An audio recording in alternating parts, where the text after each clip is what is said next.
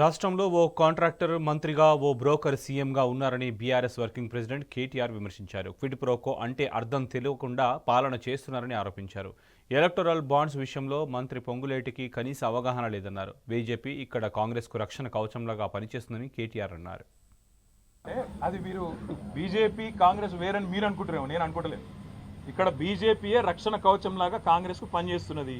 BJP Congress ఏ team B team, ఎవరు A B team మాకు తెలియదు. కానీ ఇవాళ మొత్తం ఇట్లా అలుముకొని ఒకరినొకరు మంచిగా పెనవేసుకున్న బంధంతో కలిసి పనిచేస్తున్నారు. ఆయన కేసు పెడతాడు, ఇక్కడికి వెళ్ళి కాకిరి బీకిరిలో వీళ్ళు స్టార్ట్ చేస్తారు. ఇవన్నీ మాకు కొత్త కాదు. ఇవన్నీ గతంలో కూడా చూసినాం, భవిష్యత్తులో కూడా చూస్తాం. ఇద్దరిని గతంలో చిత్తు చేసే 2 సార్లు అధికారంలోకి వచ్చినాం. భవిష్యత్తులో కూడా ప్రజల ఆశీర్వాదంతో, ప్రజల దయతో కేసులు ఎదుర్కొంటాం. న్యాయ వ్యవస్థ ద్వారా ప్రజాక్షేత్రంలో ఈ 2 పార్టీలను కూడా పొంగులేటి గారు వారికి ఒకటి చెప్తా ఉన్నా, నేను ఎలక్టరల్ బాండ్స్ విషయంలో పాపం శ్రీనన్న ఆనాడు మా పార్టీలో ఉన్నట్టున్నాడు. ఎలక్టరల్ బాండ్స్ విషయంలో పొంగులేటి శ్రీనివాసరెడ్డి గారికి నేను ఒక సూటి ప్రశ్న అడుగుతున్నా. మొన్న మీరు మెగా కృష్ణారెడ్డి ఇద్దరు కలిసి కొడంగల్ లిఫ్ట్ ఇరిగేషన్ ప్రాజెక్టు 4600 కోట్ల ప్రాజెక్టు కేకు కోసుకున్నట్టు ఇద్దరు చెరో ప్యాకేజ్ పంచుకున్నారు. మరి మెగా ఇంజనీరింగ్ అనే సంస్థ కాంగ్రెస్ పార్టీకి 22లో 23లో 100 కోట్ల రూపాయలు ఇచ్చింది ఎలక్టరల్ బాండ్స్ రూపంలో. మరి ఇవాళ నేను అంటే ఇది క్విడ్ ప్రో కో.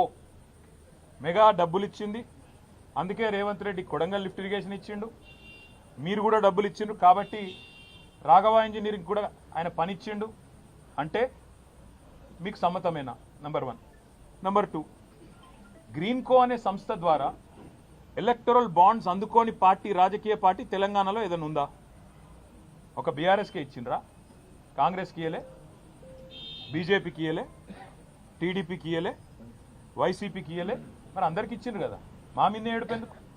ఇంకోటి నేను అడిగేది, క్విడ్ ప్రోకో అంటే ఏంటంటే అసలు ఆ మాటకు అర్థం తెలుసు ఆయనకు? క్విడ్ ప్రోకో అంటే నీకింత నాకింత. సరే ఆయన నాకు ఇచ్చిండు అనుకుందాం, నేనేమో ఆయనకి ఇచ్చిన, చెప్తాడా?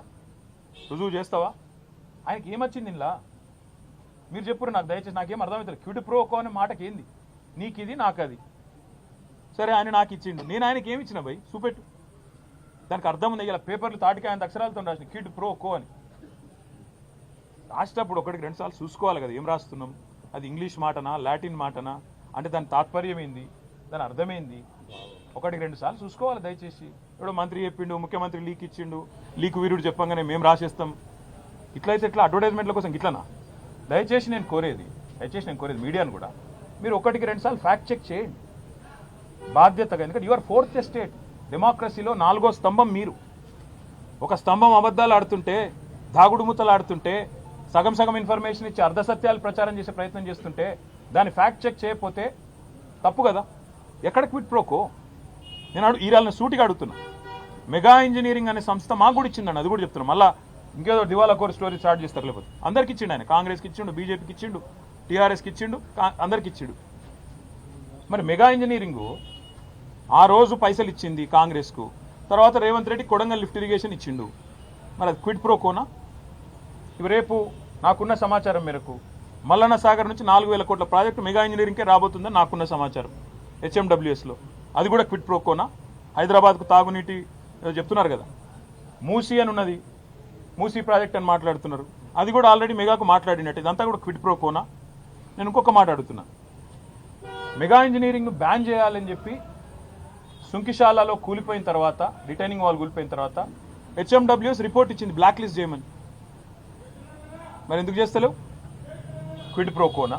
ఆయన ఇచ్చిన ఎలక్ట్రల్ బాండ్స్కు ప్రతిఫలం నిలుచుకుంటున్నావా? చెప్తావా సమాధానం దీనికి? అందుకే నేను అంటున్నా, మాట్లాడేటప్పుడు ఒళ్ళు దగ్గర పెట్టుకొని మాట్లాడాలి.